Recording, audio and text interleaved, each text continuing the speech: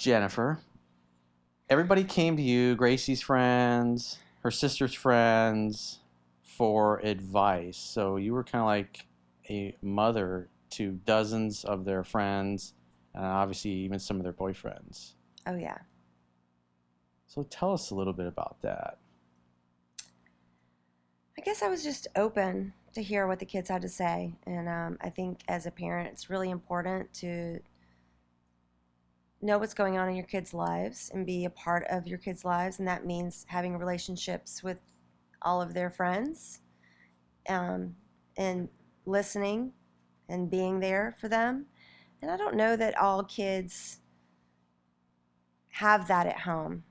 And I wanted to be that person that I could sit in and talk with them on their level. And if they had an issue, they could show up, and they still show up. I get knocks at my door, even though both of my kids have left home. I still get the phone calls. I still get the text messages, the DMs, the knocks at the door, the surprise visits.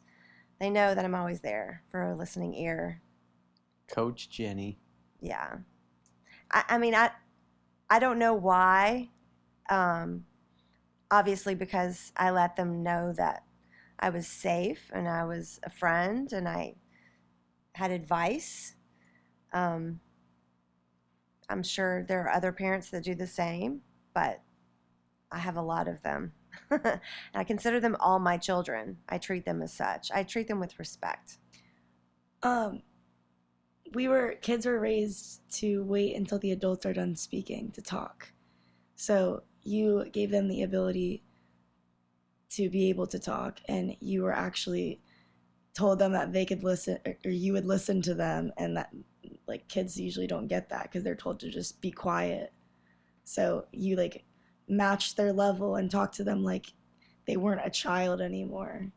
I gave them a voice. Real advice, yeah. And kids aren't really, like, listened to a lot, and you actually listened to all my friends. And I don't know why that is. I mean, that just came natural to me, honestly. I wasn't trying to do that.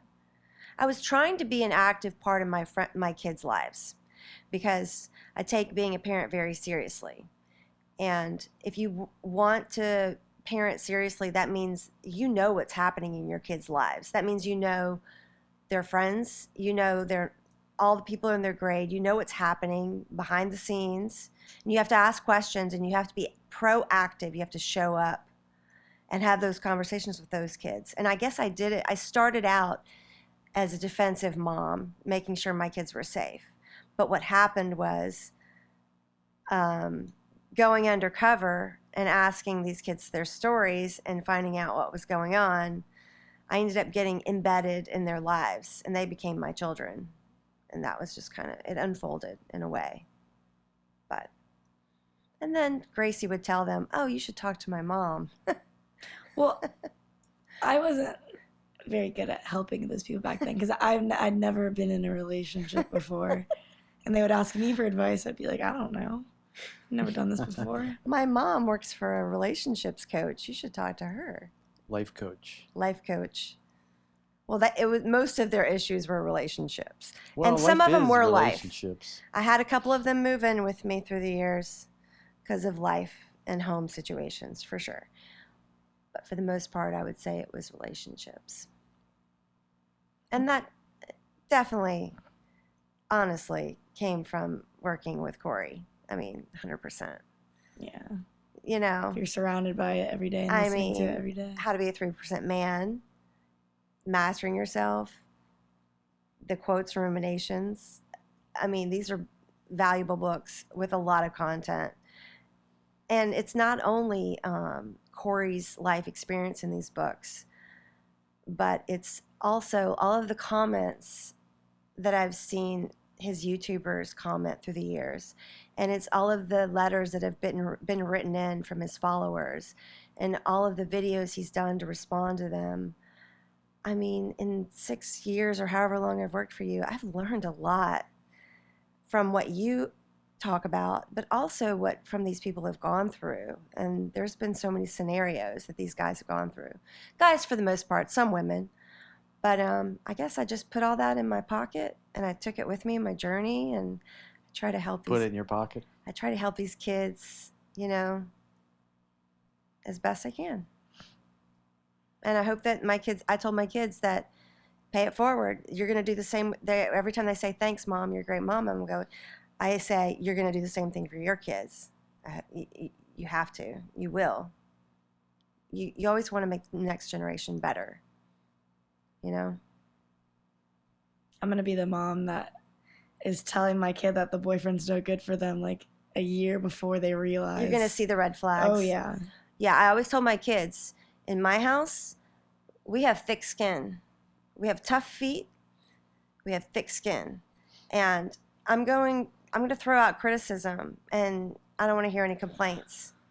Too honest sometimes. If you walk in her room with an outfit on and say, do you like this? She'll be like, no, don't like it. But hey. But I appreciate it. But where do you go for an honest opinion? You, always. And you always know you're going to get honesty, right? Mm. Do you want to turn to your friend that's going to just gas you up and tell you look great no matter what? Or are you going to go to Coach Corey or your mom and get the facts, the truth, the dirty, honest, this is how it is? Because sometimes you just need to be told, like, this is what's going on. And it's real and it's raw. But man, that's a wake-up call sometimes, right? I mean, you think about these guys that write into you, and it's just like, oh, you're just like, oh, come on, man. Like, come on, man. You can tell these guys, like, you're doing a really good job. A lot of other coaches would be like, you're doing great, man. Just keep trying and keep going out there. Do your best. Yeah. It's meant to be, it'll be. That's not going to help them. Honesty is going to help them. You're being a fucking pussy, dude. Man the fuck up. Yeah. You got to be brutally honest with people. It's what's known as a pattern interrupt. So when you say something harshly or you just blow them up with radical honesty about what they're doing, they appreciate that. And when I do phone sessions with guys, I'll come right out and say, dude, you're being a fucking pussy. You need to man up and do this or do that. They thank me for it. They appreciate it because, and they say, everybody in my life is telling me, oh, it'll be great. It'll work out if it's meant to be. And I tell them the way it really is. If the chick that they're with belongs to the streets, I'm going to tell them.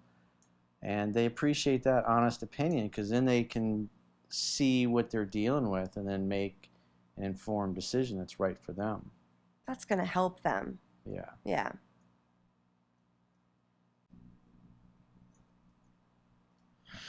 So, as a result, you mentioned that your friends often come to you for advice. So you've kind of become a coach yourself in your own social circle. People just naturally seek you out or start telling you their problems. A little bit, yeah. It used to be a lot more than it is now, but I think people just felt comfortable telling me their problems because they know I was known for being the best at keeping secrets. Anyone could trust me with any information. And my friends would tell me all the things they didn't want other people to hear and ask my opinions or tell me the things that they couldn't tell anyone else. So I think I was just kind of like a comfort to them. And they felt comfortable talking to me more than they knew I had all this knowledge and information I could give them and experience. I think it was more of just like friend to friend. I need to tell you this, will you listen? And I was always okay to listen. You were safe. Mm-hmm. And I was very innocent and didn't know much. I feel like I was always the baby out of my friends and I was always the last to do everything. So they felt like I was just like the pure little soul they could tell everything to and tell all their secrets to. And they know I would lock it up and keep it. But then I kind of became them. And now we are all equal and we all go to each other for everything. So it's kind of shifted a little bit. But you had a lot of friends that came to you with boyfriend drama too. And you would give them advice. And they wouldn't listen and they would repeat. And it's like, why are you coming in for advice if you're just going to disregard everything I say? I remember, you know I'm talking about, in 8th grade, this girl, oh my gosh, the same boy she'd keep going back to every single week. And she'd text me I broke up with him again, like what do I do? And I would spend like hours typing out these paragraphs, like hyping her up, saying like he's no good for you, like it's okay, like you're gonna get through this, like move on. I don't know. I would go off on a tangent. She'd be like, thank you so much, I appreciate it. Next week they're back together. And this happened like every single 8th grade, 9th grade, 10th grade, 11th grade, 12th grade. She stayed with him all those college. years? No. No, Talking about different types of different friends. boys. Ah. Different boy. Oh, yeah. Oh, so she kept attracting the same guy? Hmm. Yeah, even in the college. It never ends. But there were times when. So what's interesting about that is she's fulfilling her need for love and connection that way, because she gets to come to you. Oh, look at this problem. Help me solve it. So she actually that's one of our 6 human needs is love and connection. And so she gets that people that have lots of problems and seem to have always the same problems, they get to go to everybody and say, oh, you're not going to believe what happened. Or, oh, my boyfriend and I, we broke up again. What do I do? And so that was her way to bond and connect with you, was to come to you with the problem to solve, as messed up as that is. No, it's not messed up. It's just. She just wanted to complain and vent about it. She Well, wasn't going to make any people- changes about it. Yeah, well, people fulfill their needs often in dysfunctional ways like that. Yeah. She did write me thank you notes, though, all the time. I always got letters from her thanking me for everything I always gave her. So she appreciated my advice. She just didn't listen to it, which is okay. Many receive advice, few profit by it.